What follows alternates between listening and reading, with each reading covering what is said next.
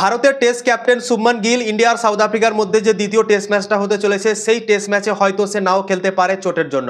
তো সে যদি না খেলতে পারে তার রিপ্লেসমেন্ট কে হতে পারে এই ভিডিওতে তোমাদেরকে জানাবো। তো ভিডিও ক্লাস অবধি দেখতে থাকো, আর চ্যানেলে নতুন হয়ে থাকলে চ্যানেলটিকে ফলো আর সাবস্ক্রাইব করে দেবে এবং লাইক শেয়ারও করে দেবে।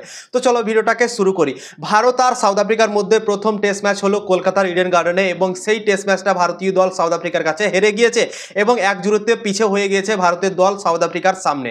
এখন আর একটা টেস্ট ম্যাচ বাকি আছে এবং প্রথম টেস্ট ম্যাচে শুভমান গিলকে লেগেছিল চোট এবং দুটো ইনিংসই সে ব্যাটিং করতে পারেনি। ঠিক আছে, প্রথম ইনিংসে ব্যাটিং করতে নেমে মাত্র 3 বলে 4 রান করেই তার গলায় একটা চোট লেগেছিল এবং চোট লাগার জন্য সে বাইরে চলে গিয়েছিল, অনেক ব্যথা পেয়েছিল সে এবং চোট লাগার জন্য বাইরে যাওয়ার পর তাকে নাকি হসপিটালেও নিয়ে যাওয়া হয়েছিল এবং এখন খবর বেরিয়ে আসে কি হয়তো শুভমান গিল দ্বিতীয় টেস্ট ম্যাচ নাও খেলতে পারে তার চোটের জন্য এবং তার জায়গায় হয়তো অন্য কাউকে হয়তো চান্স দিতে পারে বা তার রিপ্লেসমেন্ট ভারতের দল ঘোষণা করতে পারে। তো তার রিপ্লেসমেন্ট কে হতে পারে এই ভিডিওতে চলো তোমাদেরকে জানিয়ে দিচ্ছি। তো তার রিপ্লেসমেন্ট হতে পারে একটা হচ্ছে অপশন ঋতুরাজ গায়কোয়াড়। ঋতুরাজ গায়কোয়াড় এখন দারুণ পারফরম্যান্স করছে ভাই। ইন্ডিয়া আর সাউথ আফ্রিকার মধ্যে এখন ওয়ানডে সিরিজ চলছে, একটা ম্যাচে সে সেঞ্চুরিও করে ফেলেছে। টেস্ট ক্রিকেটেও সে দারুণ পারফরম্যান্স করছে, ঘরোয়া ক্রিকেটে অসাধারণ ফর্মে ক্রিকেট খেলছে এখন ঋতুরাজ গায়কোয়াড় এবং তার টেকনিকও দুর্দান্ত আছে।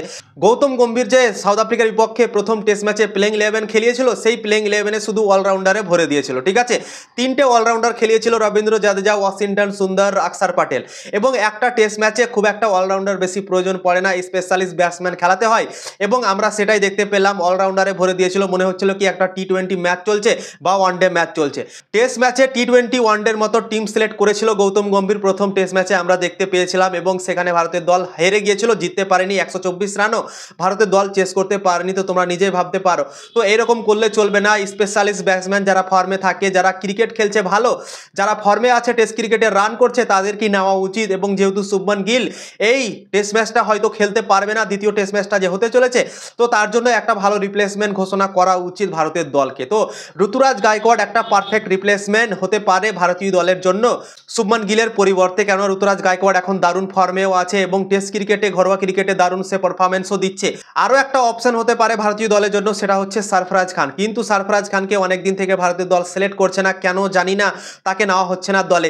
অস্ট্রেলিয়াতে গিয়েছিল 5 ম্যাচের টেস্ট সিরিজ খেলতে ভারতের দল, সেখানে সরফরাজ খান লাস্ট গিয়েছিল, সেখানে একটাও ম্যাচ খেলার সুযোগ পায়নি এবং তারপর থেকে ভারতের দল তাকে ড্রপ করে দিয়েছে আর তাকে দলই নিচ্ছে না। কেন যে নিচ্ছে না ভাই বুঝতে পারা যাচ্ছে না এবং সে দারুণ পারফরম্যান্স করছে সব দিনই। নিউজিল্যান্ডের বিপক্ষে ভারতের দল থেকে ডেবিউ ম্যাচে সে সেঞ্চুরি করে ফেলেছিল, 150 রান করে ফেলেছিল, তারপরেও কেন যে তাকে নেওয়া হচ্ছে না দলে সেটাই ভাই বুঝতে পারছি না। তো এই দুটো অপশন আছে ভারতের দলের জন্য, এই দুটো প্লেয়ারের মধ্যে যদি একটাকে নেয় তাহলে কিন্তু ভালো হবে। তো সব থেকে বেশি চান্স তৈরি হতে পারে ঋতুরাজ গায়কোয়াড়ের জন্য। ঋতুরাজ গায়কোয়াড়কে যদি দলে নেয় তাহলে ভারতের দলের জন্য লাভদায়ক হতে পারে, কেননা শুভমান গিল অনেক বড় একটা প্লেয়ার এবং টেস্ট ক্রিকেটে সে দারুণ পারফরম্যান্স করেছে যতদিন থেকে সে টেস্ট ক্রিকেটে ক্যাপ্টেন্সি পেয়েছে। ইংল্যান্ডে আমরা দেখলাম দারুণ পারফরম্যান্স করলো, ওয়েস্ট ইন্ডিজের বিপক্ষেও কিন্তু সেঞ্চুরি করেছিল। তো অনেক ইম্পর্টেন্ট প্লেয়ার ছিল ভারতের দলে, সে চোট হয়ে গিয়েছে, তার অনিশ্চিত আছে দ্বিতীয় টেস্ট ম্যাচ খেলা।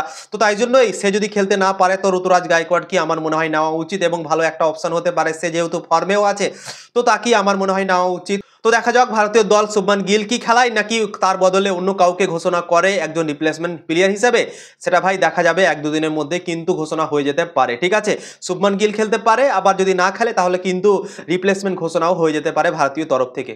তো তোমাদের কি মনে হয় শুভমান গিল যদি না খেলতে পারে তার পরিবর্তে কাকে নেওয়া উচিত অবশ্যই কমেন্ট করে জানাতে পারো।